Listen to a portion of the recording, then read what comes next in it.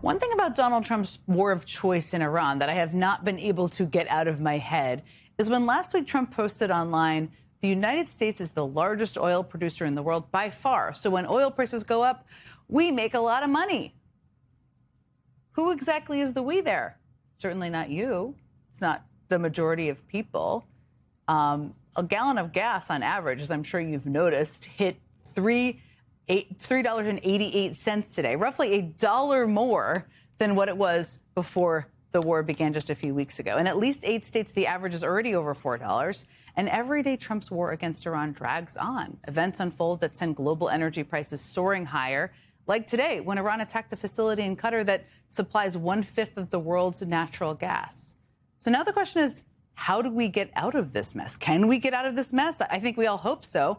I literally have the perfect person to ask. I have sat in so many briefings with him. He is the person who knows more about this than almost anybody in the world. He's one of the world's leading experts on the issue. He served as special presidential coordinator for global infrastructure and energy security during the Biden administration. He also served in the Obama administration as the deputy assistant secretary of state for energy diplomacy. And Amos Hochstein joins me now. Okay.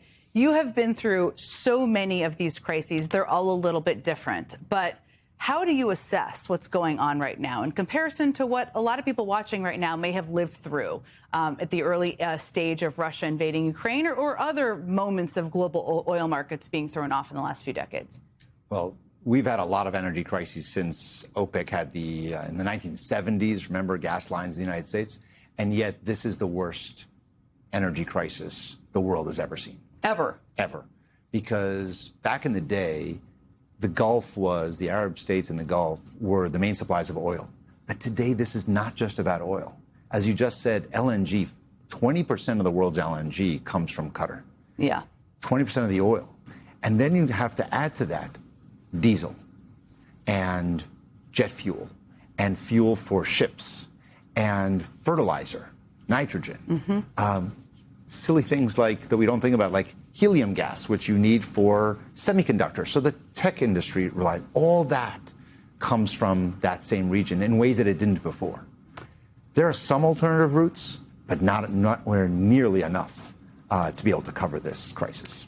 There have been a lot of things tried, including tapping the Strategic Petroleum Reserve, the IEA, added more oil into the markets. None of them exactly worked.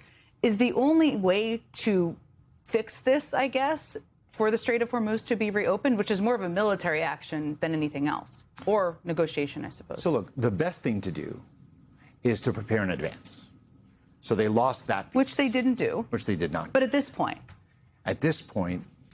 what you want, they're throwing a lot of different things at it. So that's also confusing the oil markets. When you hear that there's a problem, and the person responsible for the problem says to you on Monday, I'm going to do an insurance scheme from the government. And on Tuesday, they say, well, we're not going to do that because that's not going to work. So we're going to do the SPR. But no, we're not going to do that. We're going to unsanction Russian oil, or we'll unsanction Iranian oil for all of them. You start thinking they don't have a plan because they're coming up with a new plan every day.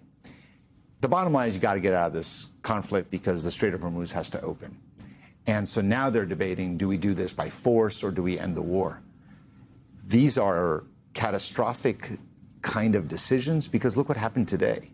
They make a decision together with Israel to attack a gas field, an Iranian gas field, and they retaliate by attacking the LNG in Qatar.